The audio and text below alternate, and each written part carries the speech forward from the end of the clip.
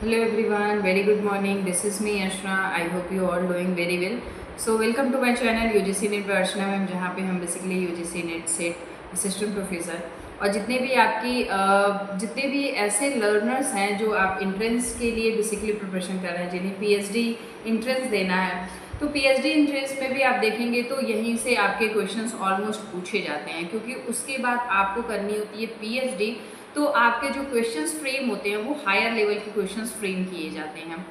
So make sure कर लें, आप जिस भी चीज़ का प्रिपरेशन कर रहे हैं, आप नेट का प्रिपरेशन है या फिर आपको जेआरएफ देना है या फिर आप असिस्टेंट प्रोफेसर के लिए, क्योंकि कई सारी वैकेंसीज आई हुई थी, तो यदि आपने डाला है तो स्पेशली आपका जो स्पेसिफिक सब्जेक्ट है उसमें आपकी कमांड होनी चाहिए।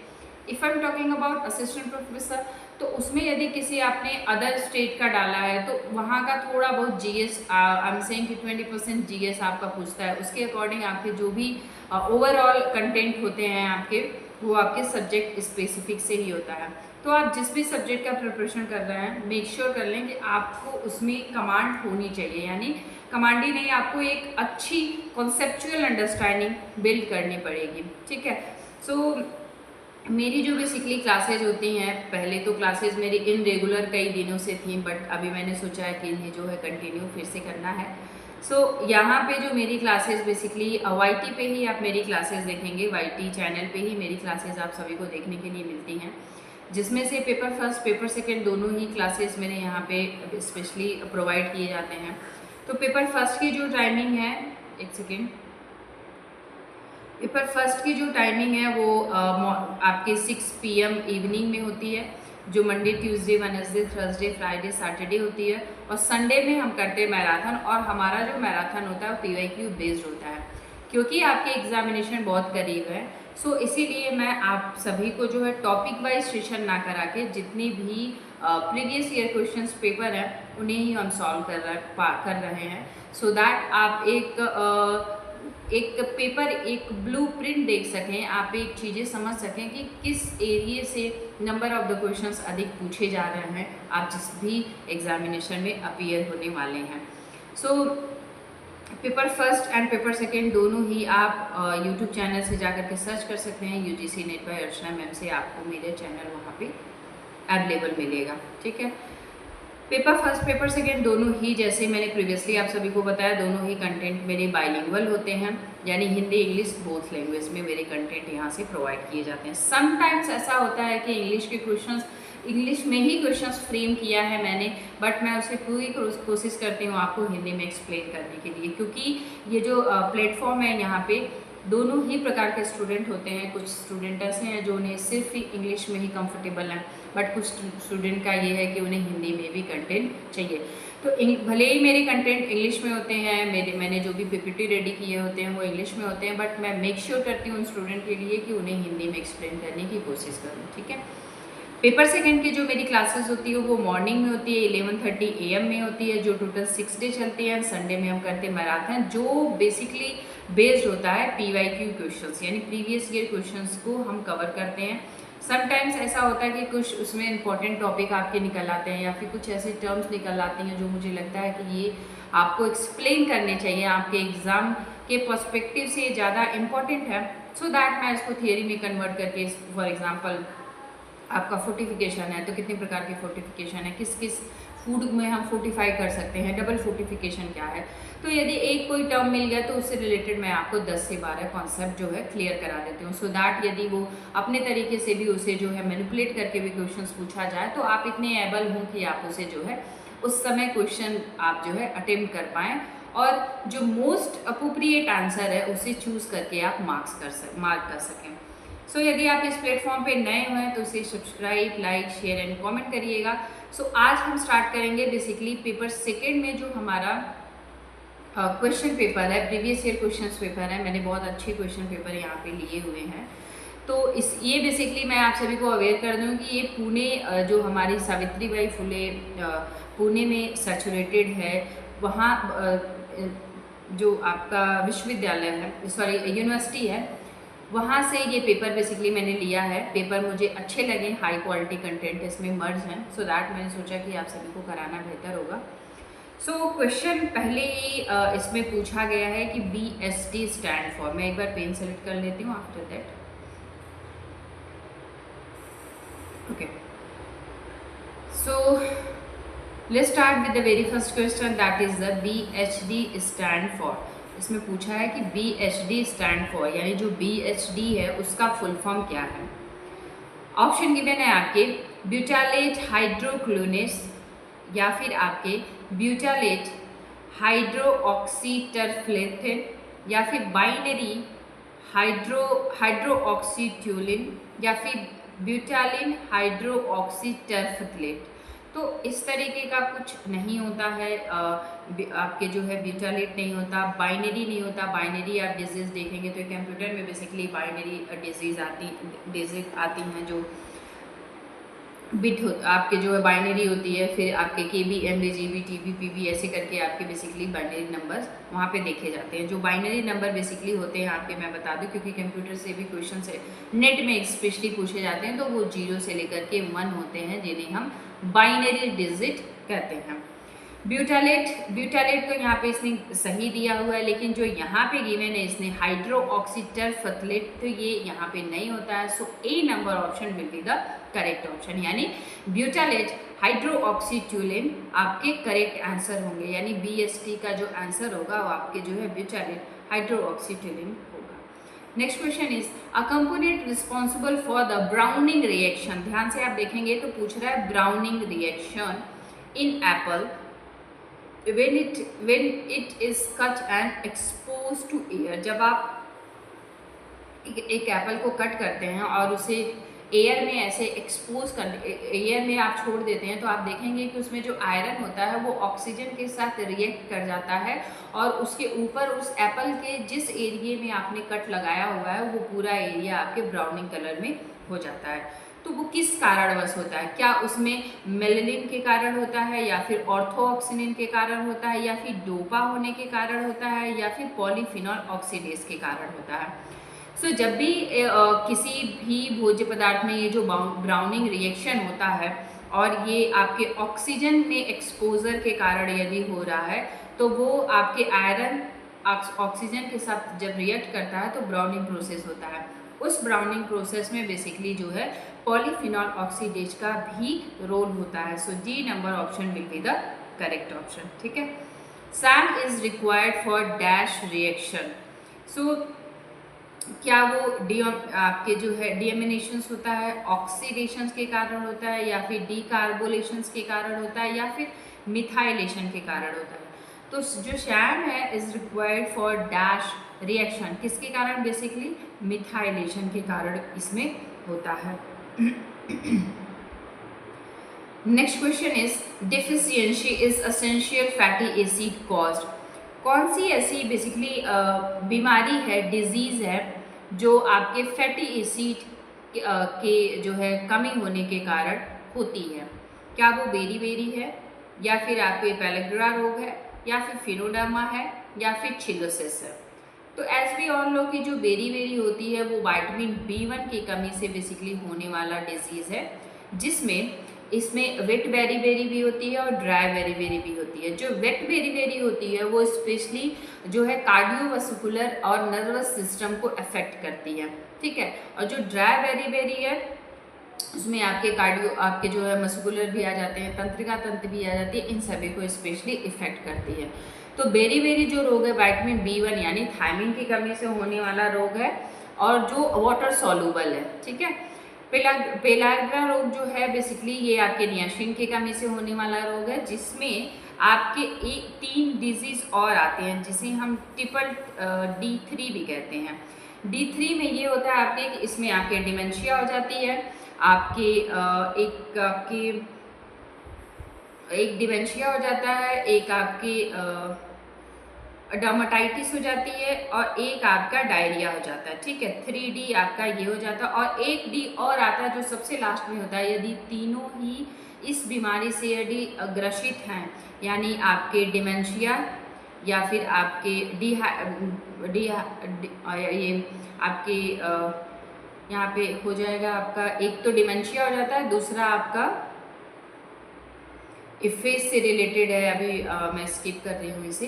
तो ये जो 3D आपके होते हैं, इन तीनों के बाद भी एक D आता है जिन्हें हम बेसिकली डेथ कहते हैं, यानी ये बिल्कुल लास्ट स्टेज होता है इन तीनों के बाद, ठीक है। तो ये बेसिकली पेलेग्रा यानी नियासिन की कमी से होता है। फिनोडर्मा जो रोग होता है वही हमारा जो फिनोडर्मा डिजीज़ होती है वही आपकी होती है एसेंशियल फैटी एसिड्स की बेसिकली कमी से, ये आपके जो है फिनोडर्मा नामक जो है डिजीज़ देखने के लिए मिलती है। जो चिलोसिस होता है ये बेसिकली राइबोफ्लेविन के कमी से होने वाला डिजीज़ होता है, यानी राइबोफ्लेविन के कमी से होने वाला डिजीज़ है, जिसमें बेसिकली जो होठ होते हैं उनके साइड में आपको कट देखने के लिए मिलता है, ठीक है। इसमें जो आपके लिप्स हैं वो ड्राई हो जाते हैं, ये सारे सिम्टम्स इसमें बेसिकली आता है। Ascorbic acid is essential for collagen synthesis में, क्या एस्कॉर्बिक एसिड कोलेजन के सिंथेसिस में रिस्पॉन्सिबल है, या फिर कोलेस्ट्रॉल के सिंथेसिस में, डीएनए सिंथेसिस में, या फिर प्यूरिन सिंथेसिस में। सो इसमें जो बेसिकली एस्कॉर्बिक एसिड का जो रोल होता है वो कोलेजन सिंथेसिस में। अब ये कोलेजन क्या होगा, जो अस्थि मज्जा होती है उसमें कोलेजन को सिंथेसिस करने में बेसिकली इसका रोल होता है। Enzyme that maintain the harmonies of iron is, homocysteine of iron is क्या होगा, आयरन आपकी चैप्रिसन्स होंगे, या फिर आपके जो हेपेसिडिन होंगे, या फिर फेरोप्रोटीन होगा, या फिर आपके फेरिटिन होंगे। तो जब भी हम एंजाइम्स की बात करते हैं जो मेंटेन करते हैं बेसिकली आपके यहाँ पे होमियोस्टेसिस को, तो ये होमियोस्टेसिस को मेंटेन करने के लिए जो एंजाइम यहाँ पे रिस्पॉन्सिबल होता है वो होता है हमारा यहाँ पे आपका हो जाएगा हेपेसिडिन, यानी आपके जो हेपेसिडिन आपके जो होमोसिस्टिन को बेसिकली ऐसा एंजाइम है हेपेसिडिन जो उसको बेसिकली मेंटेन करने का काम करता है। Next question is which of the following is an international food standard, क्या वो ISI मार्क है, या फिर एग मार्क है, कोडेक्स एलिमेंट्रीज है, या फिर आपके PFA स्टैंडर्ड्स है। तो एज वी ऑल नो कि ISA और egg mark and PFA India level पे काम करता है, यानी हमारे इंडिया पे ये काम करता है, लेकिन जो कोडेक्स एलिमेंट्रीज बॉडी है ये इंटरनेशनल लेवल पे वर्क करती है, जो बेसिकली 1963 में आई थी, जिसका जो बेसिकली इस्टेब्लिश हुआ था वो 1963 में हुआ था। ये जो ऑर्गेनाइजेशन है या फिर जो कोडेक्स एलिमेंट्रीज है ये बेसिकली फूड के रेगुलेशन, फूड के रेगुलेटरी बॉडी, फूड में कंटामिनेशन से रिलेटेड, फूड के एडल्ट्रेशन, फूड के प्रोडक्शंस, फूड के इंपोर्ट एक्सपोर्ट, इन सारे मापदंड का बेसिकली एक निर्धारण करती है, गाइडलाइन बनाती है, जो इंटरनेशनल लेवल पे ये बॉडी वर्क करती है, और उससे नीचे जितने भी संस्थाएं हैं वो सभी इस चीज़ को फॉलो करते हैं। नेक्स्ट क्वेश्चन इज जो 8 नंबर क्वेश्चन है आपका, सो इसमें C number option will be the correct option. 8 number option आपका गिवन है pigment present in beet root. जो बीट रूट में कौन सा पिगमेंट बेसिकली प्रेजेंट होता है, क्या वो फ्लेविनोल होता है, या फिर फ्लेविनस होता है, या फिर आपके जो है जेंथोनस होता है, या फिर एंथोसाइनिन होता है। तो यस एंथोसाइनिन होता है, और ये जो एंथोसाइनिन होता है ये वाटर सॉल्युबल होता है, वाटर सॉल्युबल होता है। एक इससे पहले जो मैंने सेशन आप सभी का लिया था आई थिंक कुछ समय पहले, उसमें मैंने बहुत ही डिटेल में आपको पिगमेंट्स के बारे में बताया कि कौन कौन से पिगमेंट्स ऐसे हैं जो वाटर सॉल्युबल हैं, कौन कौन से पिगमेंट ऐसे हैं जो फैट सॉल्युबल हैं।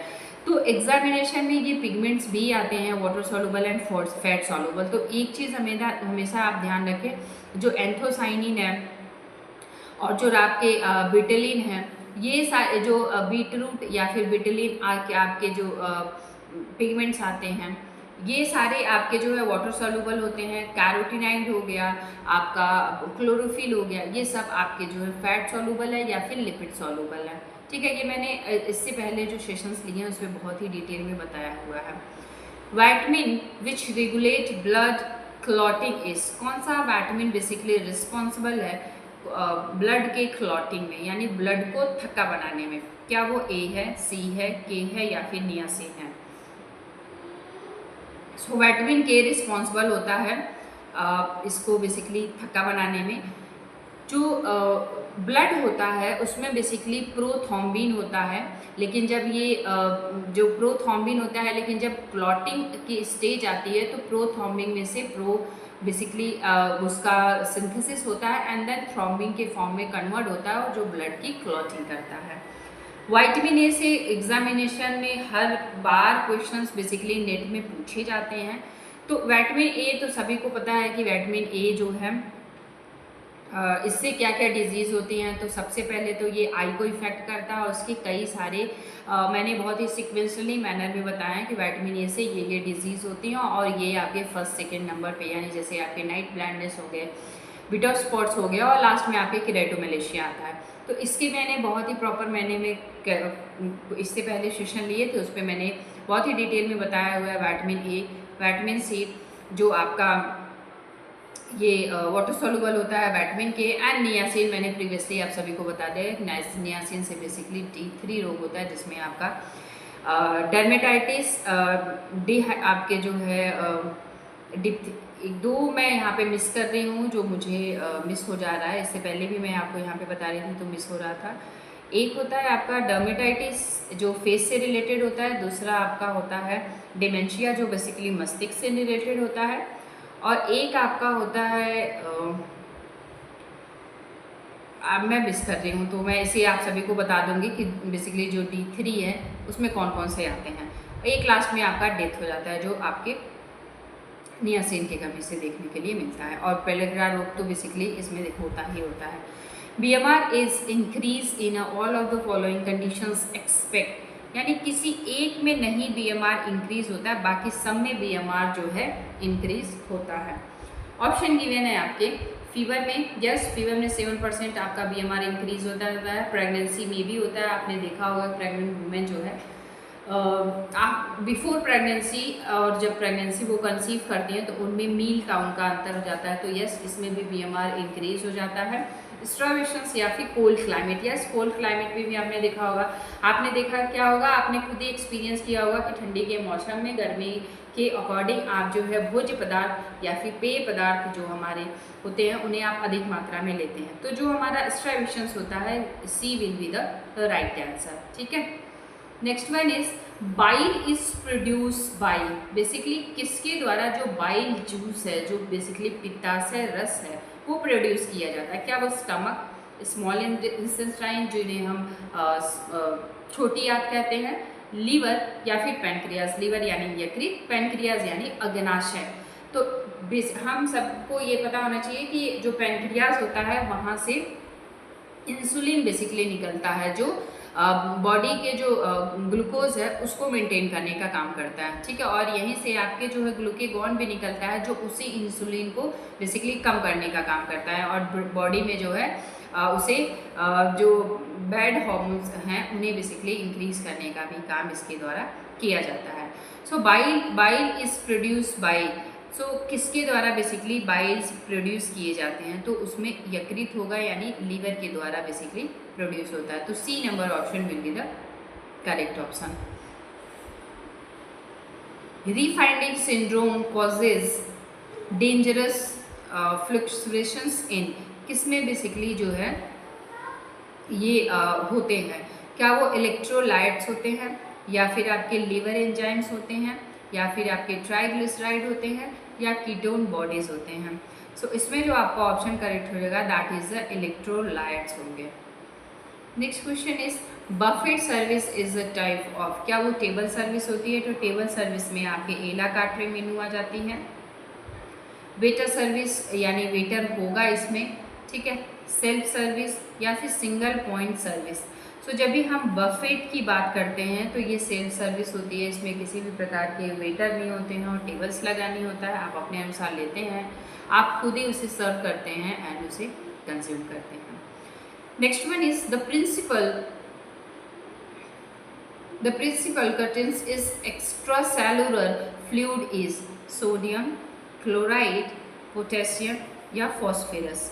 सो इसमें जो आपका ऑप्शन करेक्ट हो जाएगा that is the sodium.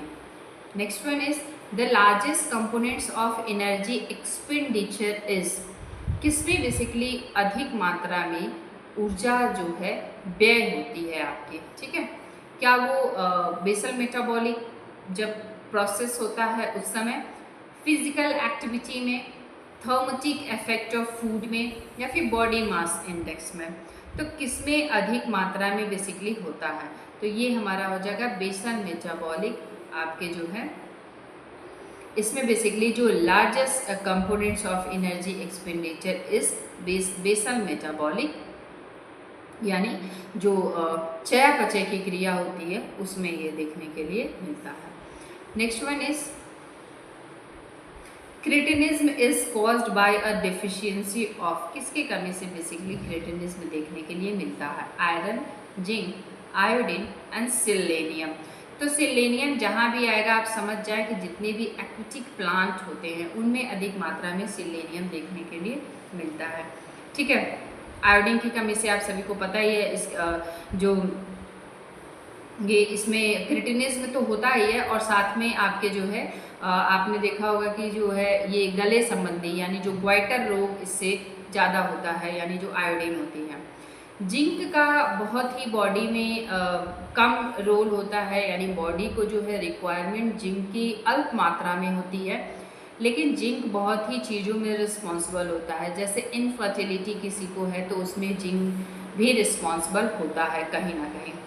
Iron आप सभी को पता है, हीमोग्लोबिन के लिए आयरन चाहिए, एनीमिया की कमी, एनीमिया किसी को है तो उसको आयरन चाहिए, ये सारी चीज़ें इसमें हैं। सो क्रिटिनिज्म में बेसिकली जो है आयोडीन की कमी से होने वाला डिजीज है। This next one is this is use to find out the directory pattern of the people raising in hostel of old age home.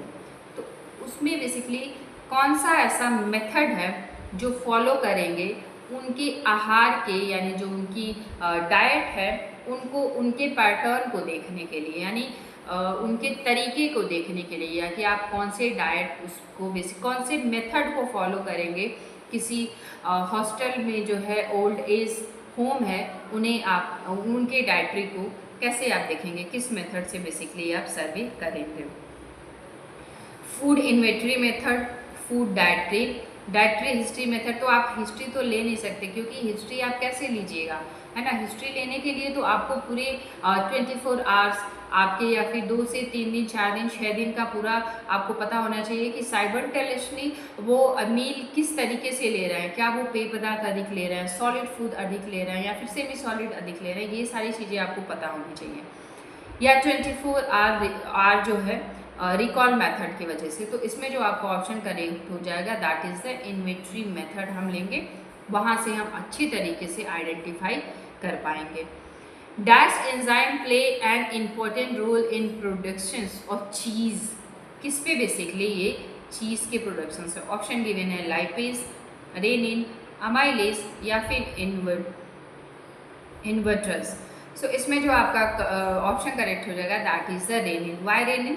क्योंकि जब मिल्क स्मॉल इंटेस्टाइन में जाता है, आपके जो है अमाशय में जाता है, तो उस पर HCl और रेनिन जो बेसिकली एंजाइम होते हैं वो उसे बेसिकली दूध से दही में कन्वर्ट करते हैं, यानी जो रेनिन है और HCl यानी हाइड्रोक्लोरिक जो एसिड है वो इसे जो है कर्ड में कन्वर्ट करते हैं, ठीक है। तो जो चीज़ होता है उस पर भी बेसिकली रेनिन एंजाइम का ही रोल होता है। The wave use is a Turkish towel is. तो जो टर्किश टॉवल है इसमें बेसिकली कौन से वेव्स यूज होते हैं, आपके जो है Bedford cord, cut pile, uncut pile या फिर ट्विल। तो सभी को पता होगा ट्विल जो है डायगोनल लाइन बनाते हैं, और अनकट पाइल का मतलब होता है कि जो उसमें छोटे छोटे पाइल्स निकले होते हैं, जो छोटे छोटे रोए की तरह निकले होते हैं आपके टॉवल्स में, उन्हें अनकट किया जाता है। और दूसरा है कट पाइल्स, जिन्हें पाइल्स को कट कर दिया जाता है, कट करने से वो वाटर ऑब्जर्वेंसी अधिक हो जाती है। और बेडफोर्ड का आपके जो है कॉर्ड है। तो इसमें जो आपका ऑप्शन करेक्ट हो जाएगा that is the uncut piles होते हैं जो टर्किश टॉवल्स होते हैं। विच of the following is a regenerated आपके जो है सेल्यूलोजिक फाइबर्स, कौन से ऐसे हैं जो रीजेनरेटेड सेल्यूलोजिक फाइबर हैं? तो रेयॉन एक रीजेनरेटेड सेल्यूलोजिक फाइबर्स है, लेकिन आप ध्यान से देखेंगे कि यहाँ पे एसिटेट और विस्कस दिया हुआ, तो ये दो ऑप्शन आपको हो सके एग्जाम में थोड़ा परेशान करे। और एक्रिलिक हो गया जो इससे बिल्कुल अपोजिट है, और पॉली प्रोपिलीन हो गया था जो आपके मैनमेड फाइबर में आते हैं, ठीक है, और एक्रिलिक भी आपके मैनमेड फाइबर में आते हैं। अब हम इन दोनों ऑप्शन में जो मोस्ट अप्रोप्रिएट आंसर होगा वो हो जाएगा हमारा विस्कस रेयॉन, ठीक है, और एसिटेट रेयॉन नहीं होगा, क्योंकि इसमें एसिटेट का बेसिकली प्रोसेस इसका अलग होता है, और इसमें बेसिकली सेल्यूलोज यानी कॉटन के छोटे मोटे टुकड़े, इन सारी चीज़ों को बेसिकली मिक्स करके इनका जो है प्रॉपर प्रोसेस करके बनाया जाता है। Next one is a wave having a long float, यानी फ्लोटिंग है इसके ऊपर, फ्लोटिंग को हम तैरते हुए बोलेंगे, तैरते हुए, एंड अ लस्चर अपीयरेंस है, यानी उनमें लचक है, लस्चर है, लहरदार है, फ्लोटिंग दृश्य दिखा रहा है। इस वेव, क्या वो ट्विल है, प्लेन है, आपके मोंक्लिनो है या फिर साचिन है? तो जब भी इस तरीके के टर्म आ जाएं, फ्लोट करना, लस्टर हो गया, अपीयरेंस दिख रहा है, तो वो हमारा केवल और केवल साचिन होता है, ठीक है। तो satin will be the right answer. Okay, next one is an effective eco friendly bleach for textile fabric is. Eco friendly bleach की बात कर रहा है जो टेक्सटाइल फैब्रिक में यूज़ किए जाते हैं, यानी जितनी भी टेक्सटाइल फैब्रिक्स होंगे वो आपके, चाहे आपके आपके जो है मैनमेड हो, सिंथेटिक हो, मिनरल्स से बना हो, आपके प्रोटीन रेसे हो या फिर सेल्यूलोजिक रेसे हो, किसी भी प्रकार के रेसे हैं, अब वो आपके इको फ्रेंडली ब्लीच कौन सा है जिन्हें आप आराम से यूज़ कर सकते हैं? क्या वो सोडियम परबोरेट है, हाइड्रोजन पेरोक्साइड है, सोडियम आपके जो हाई क्लोराइड है, या फिर क्लोरीन ब्लीच है? तो सभी को पता है कि जो हाइड्रोजन जो है पेरोक्साइड है ये आपके इको फ्रेंडली ब्लीच के अंतर्गत आता है, यानी ये पर्यावरण के लिए अच्छा होता है, इको फ्रेंडली ब्लीच है, आप किसी भी वस्त्र पे इजीली कर ले जाएंगे, इससे पर्यावरण को बेसिकली नुकसान नहीं होता है। Dyeing of textile at the fibre stage, जब फाइबर स्टेज में आप जब रंगाई करते हैं उसको बेसिकली क्या कहते हैं? क्या वो पीस रंगाई है, या फिर आपके स्टॉक रंगाई है, टॉप रंगाई है, क्रॉस रंगाई है? तो जब भी हम फाइबर के इनिशियल स्टेज में उसकी जब हम डाइंग करते हैं यानी रंगाई करते हैं तो वो स्टॉक डाइंग में आ जाता है, ठीक है। Which of the following is a traditional textile of Andhra Pradesh? क्या वो आपके बंगरू है या फिर बाग है? तो बाग ही आपका है पंजाब का, पंजाब में जो फुलकारी है उसमें बेसिकली बाग का यूज़ किया जाता है, kantha and the kalamkari. So D number option will be the correct option. Andhra Pradesh में बेसिकली कलमकारी है, और कलमकारी से क्वेश्चंस बहुत एग्जामिनेशन एनटीए पूछता है, और उसमें जो है बेसिकली उसके स्टेजेस आते हैं जो आप सभी को लगाने होते हैं। कलमकारी में जो एक बहुत सीखने वाली चीज़ है वो ये है कि उसमें से जो कलम होती है वो बेसिकली बैम्बू की बनी होती है, और कुछ इस तरीके से ही कलम बनाया जाता है। बट आप सभी ने पहले निब देखी होगी, निब जिससे बेसिकली राइटिंग की जाती थी बहुत समय पहले, तो उस तरीके से बेसिकली कलमकारी की जो कलम होती है वो इस तरीके से बनाई जाती है, और वो बेसिकली बम्बूस के बने होते हैं, इको फ्रेंडली होते हैं, इनमें जितने भी डाइज यूज़ किए जाते हैं वो सारे नेचुरल डाइज होते हैं। इन सारी चीज़ों के द्वारा बेसिकली कलमकारी का बेसिक प्रोसेस होता है। कांथा जो है आपका ये बंगाल का है, ठीक है, और कलमकारी आपकी आंध्र प्रदेश की है। Standard conditions of the testing textile material are, क्या एक अच्छा मानक है जो जिन्हें हम टेक्सटाइल मटेरियल को टेस्ट करने के लिए यूज़ करते हैं? 95% RS to 20 degree Celsius, 65% RS to 30 degree Celsius, 65% RS to 20 degree Celsius, 85% RS to आपके 20 डिग्री सेल्सियस।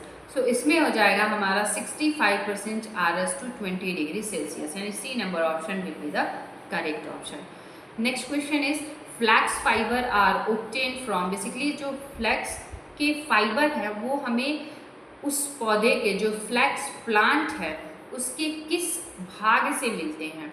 क्या वो सीड से मिलता है? तो सभी को पता है सीड से बेसिकली कॉटन मिलता है, क्या वो फल से मिलता है, स्टीम यानी तना होता है, स्टीम मीन्स तने से, या उनके पत्तों से प्राप्त होता है।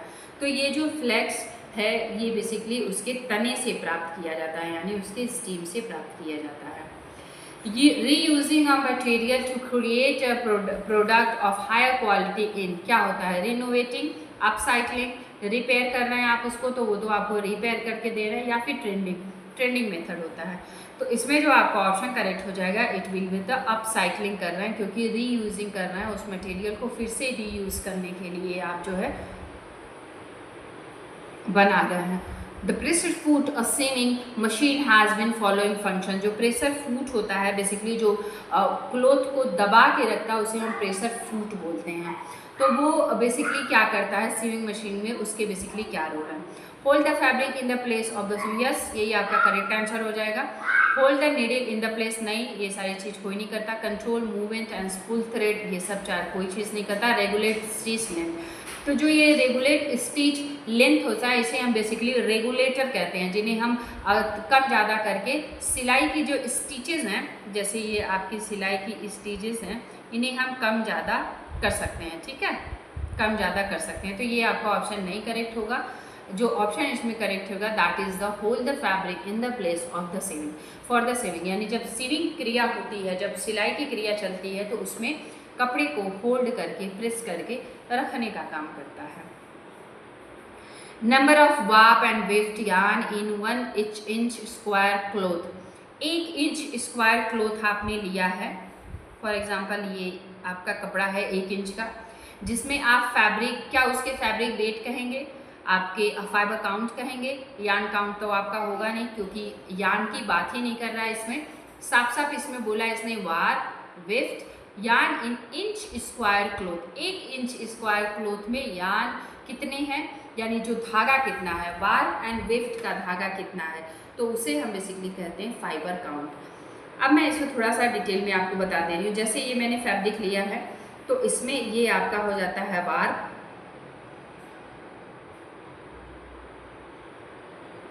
ठीक है, और ये आपका हो जाता है वेफ्ट। तो इस क्वेश्चन के पूछने का जो मतलब था वो ये था कि इस इतने कपड़े में कितने वार्प के यार्न है और कितने वेफ्ट के यार्न है, ठीक है, कितने वार्प के यार्न है, कितने वेफ्ट के यार्न है, उसको हम बेसिकली बोलते हैं फैब्रिक काउंट, ठीक है। Next question is in the content of clothing Chinese is a type of, क्या है, क्या वो कॉलर है, स्लीव्स है, टी शर्ट है, पॉकेट है। सब इसमें जो चाइनीज़ बेसिकली यूज़ किया जाता है वो हो जाता है हमारा कॉलर। एक चाइनीज़ कॉलर आता है इसमें, जिसका फिगर मैंने यहाँ पे नहीं डाला है। नेक्स्ट टाइम मैं ध्यान रखूँगी कि इस तरीके से फिगर भी आप सभी को मेंशन कर दूँ। Jigger is use for stock dyeing, beam dyeing, pieces dyeing, या फिर आपके सोल्यूशन डाइंग, यानी किसी भी प्रकार के 2 सोल्यूशन को मिला करके उसकी बेसिकली डाइंग क्रिया की जाती है। सो इसमें जो आपका ऑप्शन करेक्ट होगा that is the pieces dyeing, ठीक है, यानी piece dyeing. The ability of textile material to raising its shape and volume after being compressed is known as, क्या कहलाता है, आपके इलेक्ट्रिसिटी कहलाएगी, या फिर रेजिस्टेंसी उसकी अच्छी है, या फिर प्लायबिलिटी अच्छी, या फिर कोहेसिवनेस उसके जो है अच्छे हैं। तो जब भी हम देखते हैं कि कोई भी वस्त्र अपनी पूर्व अवस्था में जैसे है उस तरीके से वो हो जाता है तो बोलते हैं कि उसकी जो है रेजिलेंसी बहुत अच्छी है, यानी उसमें जो है उसकी स्थिरता बहुत अच्छी है, ठीक है। Next one is dry cleaning required for the use dash is to dissolve oily solids and stain from fabric, क्या वो डिटर्जेंट है, ब्लीच एजेंट है, ऑर्गेनिक सॉल्वेंट है, या फिर सोप है। सो ये आपके ऑर्गेनिक जो है सॉल्वेंट्स होते हैं। Next question is fabric use for active sports wear, जितने आपके एक्टिव स्पोर्ट्स वियर होते हैं should have a following property, उनके अंदर कौन सी बेसिकली गुण होने चाहिए, ठीक है, क्या उनके अंदर लस्टर होने चाहिए, वाटर प्रूफ होने चाहिए, यानी पानी जो है उसके ऊपर आए और वो क्लोथ से पानी हट जाए, या फिर उनके अंदर लस्टर होने चाहिए, बहुत जो है चमकदार होने चाहिए, शाइनिंग होनी चाहिए, लक्ष्यर होने चाहिए, या फिर जो है माइल्ड आपके जो है रेजिस्टेंस होने चाहिए, या उसकी ऑब्जर्वेशन यानी अवशोषक जो क्षमता है वो अच्छी होनी चाहिए। तो स्पोर्ट्स वियर में ऑब्जर्वेशन क्षमता ही अच्छी होनी चाहिए, उसके बाद आपके लश्चर वगैरह आते हैं, ठीक है। Leg of mutton is a type of, ये एक तरीके की स्लीव है, मैं आपको कोशिश करती हूँ ड्रॉ करके दिखाने के लिए। तो ये कुछ इस तरीके से होती है स्लीव, जस्ट कुछ इस तरीके से होती है, ठीक है। ये लेग की तरह बनी, ये आपका शोल्डर हो जाएगा यहाँ से, ठीक है। और ये आप स्लीव मान लें, मेरी ड्राइंग उतनी अच्छी नहीं है, ये स्लीव है आपकी, इस तरीके से ये होती है, इन्हें हम basically leg of mutton sleeve कहते हैं। A fabric use for conveyor belt should have excellent, क्या उसकी जो है एब्रेशन रेजिस्टेंस अच्छी होनी चाहिए, ब्रेकिंग लेंथ अच्छी होनी चाहिए, एयर परमिसिबिलिटी यानी जो हवा का आवागमन है वो अच्छा होना चाहिए, या उसकी थर्मल प्रॉपर्टी जो है अच्छी होनी चाहिए। तो जो कन्वेयर बेल्ट होते हैं उसमें हम बेसिकली देखते हैं कि उसकी जो ब्रेकिंग स्ट्रेंथ कितनी है, यानी तोड़ने पे उसकी स्ट्रेंथ कितनी है। In the contents of building constructions in India what does NBC stand for, basically ये पूछा है NBC का full form. National building construction आपके जो है कंसोर्टियम होते हैं आप, या फिर आपके नेशनल बिल्डिंग कोड हो गया, न्यू बिल्डिंग कंस्ट्रक्शंस हो गए, या फिर नेशनल वाइड बिल्डिंग आपके जो है कंप्लांस हो गए। सो इसमें जो आपका ऑप्शन करेक्ट हो जाएगा that is the national building codes हो जाता है, यानी national building code. B number option will be the correct option. Next one is the purpose of energy audit in the context of energy management is to increase energy consumption, increase कर देंगे energy consumption को जब audit की बात कर रहा है और जो एनर्जी मैनेजमेंट की बात कर रहा है तो, या फिर आइडेंटिफाई एनर्जी एफिशिएंट आपके जो है टेक्नोलॉजीज क्या है, या फिर promote non sustainable energy sources, क्या उसे प्रमोट करेंगे, या फिर assess the analysis of energy source. तो यस, हम असेस करेंगे एनालिसिस एनर्जी यूज़ को, किस तरीके से एनर्जी जो है बेसिकली यूज़ हो रही है। 39 number question is the what does the acronym HAVC stand for, basically ये फुल फॉर्म पूछा गया है और ये हाउसिंग के लिए बेसिकली यूज़ होती है। हाई वोल्टेज अल्टरनेटिव करंट आपके जो है, या फिर हाइड्रोलिक वॉल्व असेंबली आपके कंट्रोल, या फिर हाई वैल्यू आपके आर्किटेक्चर कंस्ट्रक्शंस हो गए। हीटिंग, जब भी हाउसिंग की बात करें, ध्यान से देखेंगे, हाउसिंग की बात करें तो एक चीज़ इसमें आती है जो होती है हमारी heating, ventilation and air conditioning, यानी हीटिंग अच्छी हो उसकी, उसकी वेंटिलेशन अच्छी हो और एयर कंडीशनिंग उसकी बेसिकली अच्छी हो। So D number option will be the correct option, ठीक है। Next question is which factor is not typically, ध्यान से देखेंगे क्वेश्चन में नॉट गिवन है, consider in the functions design of work place, क्या वो अर्गोनॉमिक्स है, कलर स्कीम है, वर्क फ्लो ऑप्टिमाइजेशन है, स्पेस यूटिलाइजेशन से, जो यानी जो जगह है उसको हम यूटिलाइजेशन की बात करते हैं, यानी उसे हम यूटिलाइज करने की बात करते हैं। तो यस ऑफ कोर्स हम स्पेस यूटिलाइजेशन की बात करते हैं, वर्क फ्लो क्या है उसका ऑप्टिमाइजेशन देखते हैं, एर्गोनॉमिक्स देखते हैं, लेकिन कलर स्कीम का उसमें कोई रोल नहीं होता है। So B number option will be the correct option, ठीक है। Next question is the primary characteristics of direct supervision, feedback sessions होते हैं, क्लोज एंड कंटिन्यूअस मॉनिटरिंग होती है। ध्यान से देखेंगे ये क्वेश्चन भी पूछा, कंटिन्यूअस भी होगी मॉनिटरिंग एंड क्लोज भी होगी, कैसे, रिमोट आपके जो ओवरसाइट्स होते हैं, इंट्रैक्शन मतलब दो लोगों के बीच में basically interaction between supervision and employ, यानी जो सुपरवाइजर है और जो आपके एम्प्लॉय है उसके बीच में जो है इंट्रैक्शन होगा। तो प्राइमरी कैरेक्टरिस्टिक्स क्या होती है जो डायरेक्ट सुपरविज़न करने का, सुपरवाइज करने का जो वो एक विशेषता होती है वो क्या होती है, वो होती है close and continuous monitoring.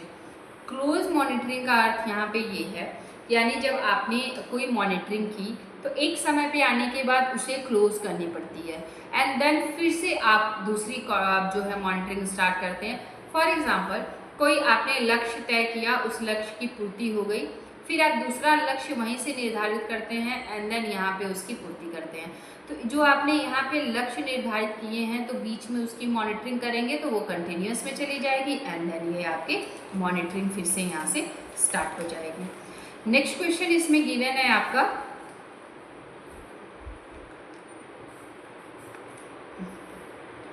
What is the role of 3R in resource conservation. 3R का बेसिकली क्या मतलब है, जब किसी रिसोर्स कंजर्वेशन की बात करते हैं तो इंक्रीज रिसोर्स कंजप्शन, तो ये तो बेसिकली होगा ही नहीं क्योंकि हम किसी भी रिसोर्स को कंज्यूम करने के लिए इंक्रीज नहीं करते हैं।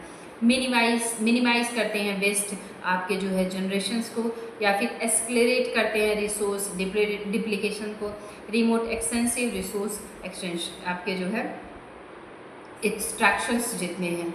सो इसमें जो आपका ऑप्शन करेक्ट हो जाएगा that is the promote expressing resource extravagance हो जाएंगे। एक सेकेंड हमें दीजिएगा, इसमें जो ऑप्शन आपके करेक्ट हो जाएंगे क्योंकि इसमें रिसोर्स कंजर्वेशन की बात होगी तो नहीं, डी नंबर ऑप्शन नहीं करेक्ट होगा, इसमें B number option will be the correct option, क्योंकि हम मिनिमाइज करेंगे ना जो वेस्ट जो आपके जनरेशंस हैं, जो कचरा है उसको बेसिकली मिनिमाइज करने का काम करते हैं।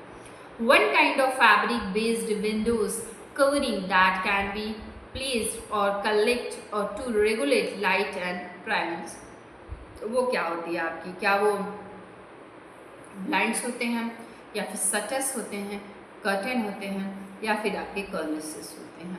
सो इसमें बेसिकली हमारे कर्टन्स आ जाते हैं क्योंकि यहाँ पे ध्यान से देखेंगे फैब्रिक, विंडोज, ओवर कैंडल, ये सारे ऑप्शन जो है पहले इसने मेंशन कर दिए हैं, तो curtain will be the right answer. ठीक है, next question is which approach to demand forecasting is commonly used in the manpower planning in India। क्या वो ट्रेंड एनालिसिस है या फिर आपके जो है आपके डेल्फी मेथड है या फिर आपके मार्क वर्ब एनालिसिस है या फिर आपके रैंडम सैम्पलिंग है। तो रैंडम सैम्पलिंग का तो कोई इसमें अप्रोच नहीं दिख रहा है, यानी इसमें जो आपको ऑप्शन करेक्ट हो गया that is a trend analysis, यानी ट्रेंड में है वो एनालिसिस करने का तरीका।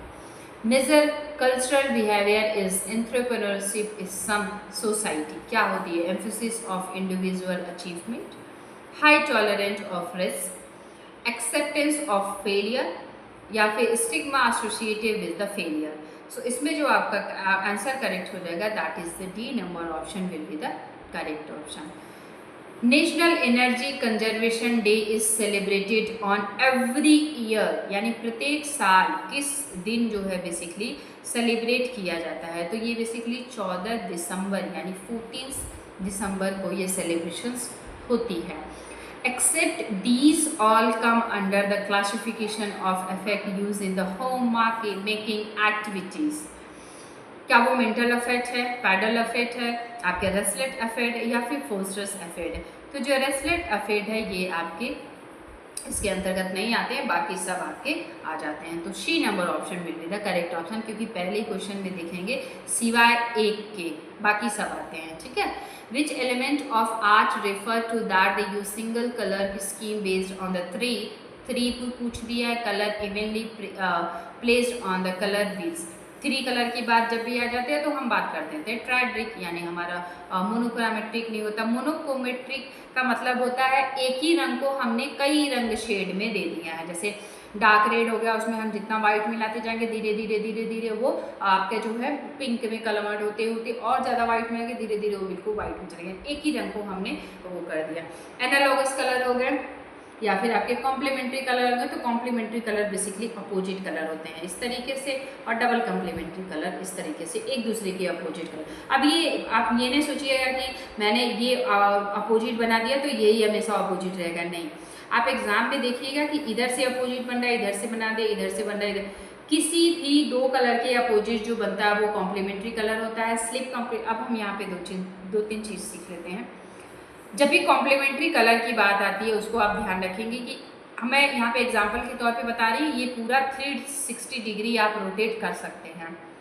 तो मैंने यहाँ पे कोई एक कलर रखा, उसके अपोजिट जो कलर है ये हमारी कॉम्प्लीमेंट्री कलर बनती है। ठीक है, ये तो हमारी हो गई सिंगल कॉम्प्लीमेंट्री कलर। लेकिन जब भी हम डबल कॉम्प्लीमेंट्री कलर की बात करते हैं तो ये दोनों अपोजिट, इसके दोनों अपोजिट। अब ये 3 डिग्री सेल्सियस कैसे भी आप इसे रोटेट कर सकते हैं। तो ये आपके अपोजिट हो गए और ये अपोजिट हो गए, यानी जो भी आपका आंसर होगा वहाँ पे 2 अपोजिट कलर ही आपके आंसर में करेक्ट होगा whenever we are talking about double complementary colour. लेकिन जब भी हम स्लिप कॉम्प्लीमेंट्री की बात करते हैं कलर की, तो उसमें हमारा इस कलर को छोड़ के ये कलर हम लेते हैं। फॉर एग्जाम्पल यहाँ पे भी एक कलर गिवन है, यहाँ पे भी एक कलर गिवन है, तो जो हम पिक करेंगे वो बेसिकली इन दोनों कलर को पिक करेंगे, ठीक है। एक कलर ये बीच वाला हम नहीं पिक करते हैं, तो ये हमारा स्लिप कॉम्प्लीमेंट्री कलर में आ जाता है, ठीक है। तो ये 360 डिग्री आप रोटेट करके आंसर के अकॉर्डिंग अब जब आप इस क्वेश्चन को सॉल्व करेंगे तभी होगा। आप इसे सोचें कि केवल और केवल जैसे ये मैंने फ्रेम किया है ऐसे फ्रेम हो, तो ये इम्पॉसिबल है। ये आपके अनुसार, ये उस क्वेश्चन के अनुसार ये बेसिकली फ्रेम होता है, उसके जो आंसर गिवन होता है उसके अनुसार बेसिकली इस क्वेश्चन के आंसर वहाँ पे फ्रेम होता है। तो जब आप एग्जाम दीजिएगा तो इस चीज़ का विशेष ध्यान रखिएगा। In consumer protection term unfair trade refer to, क्या वो dishonest to disruptive trend practices होते हैं, या फिर एथिकल बिजनेस आपके जो कंडक्ट होते हैं, लीगल एडवर्टाइजमेंट आपके आ जाते हैं इसमें, या फिर इसमें कॉम्पिटिटिव प्राइसिंग आ जाती है। तो ये सारी चीज़ें इसमें नहीं देखने के लिए मिलती हैं जब भी हम इसकी बात करते हैं। तो इसमें यदि कोई किसी भी प्रकार के डिसऑनेस्ट हो गया, फिर डिस्प्रिटिव ट्रेड प्रैक्टिसेस को यूज़ कर रहा है, तो ये सब आपके अनफेयर ट्रेड्स में आपके आ जाते हैं। नेक्स्ट वन इज अ की कैरेक्टरिस्टिक्स ऑफ सक्सेसफुल एंटरप्रेन्योरशिप्स के क्या विशेषताएं होती हैं। एक सक्सेसफुल एंटरप्रेन्योर यदि है तो उसके कौन कौन सी ऐसे कैरेक्टरिस्टिक्स हैं, क्या विशेषताएं हैं जिसकी वजह से वो जो है सक्सेसफुल है। ऑप्शन गिवन है आपके रेजिस्टेंस टू चेंज, रिस्क अवर्जन्स, या फिर आपके जो है प्रोसेशंस, या फिर स्टेटिंग आपके जो है प्रोपेनिसिस्ट। सो इस प्रोपेनिसिटी, सो इसमें जो आपका ऑप्शन करेक्ट हो जाएगा that is the risk taking होनी चाहिए। बार बार आपने सुना होगा कि एक अच्छे जो सक्सेसफुल एंटरप्रेन्योरशिप जो होते हैं उनकी कई सारे कैरेक्टरिस्टिक्स बताए गए हैं, जिसमें से रिस्क टेकिंग एक भी जो आपका करेक्ट आंसर हो जाएगा, ठीक है। रिस्क टेकिंग वाला होना चाहिए, वो सिचुएशन को समझने वाला होना चाहिए, पेशेंस होना चाहिए उसके अंदर। ये सारे अच्छे जो है उद्यमी की विशेषताएं होती हैं। 51 नंबर जो क्वेश्चंस आपके हैं इनको हम करेंगे नेक्स्ट सेशन में। एंड यदि आपको वीडियोस अच्छे लगे होंगे तो इन्हें आप लाइक, सब्सक्राइब एंड शेयर करिएगा। And also you can join my YouTube channel UGC net by Archana ma'am से जाके सर्च कर सकते हैं, ज्वाइन कर सकते हैं। So thank you, bye bye, take care. And कल मिलते हैं नेक्स्ट सेशन में नेक्स्ट वीडियो के साथ। And before ending the class मैं एक मैसेज आप सभी को देना चाहूँगी कि इस समय जो आप सभी के लिए प्योरिटी है वो ये है कि आपको अपने सब्जेक्ट से और फर्स्ट पेपर दोनों ही आपको पैरेलल लेके चलने चाहिए। दोनों में ही आपके कॉन्सेप्चुअल अंडरस्टैंडिंग बिल्ड होनी चाहिए। मैं बार बार बोलती हूँ कि रोट लर्निंग इस समय आप इम्प्लीमेंट नहीं कर सकते हैं। सो आप रोट लर्निंग के पीछे ना जाएं, कॉन्सेप्चुअल अंडरस्टैंडिंग को बिल्ड करें। एक क्वेश्चन से 10 क्वेश्चंस आप खुद ही फ्रेम करें एंड देन उसको सॉल्व करें। So thank you, bye bye, take care.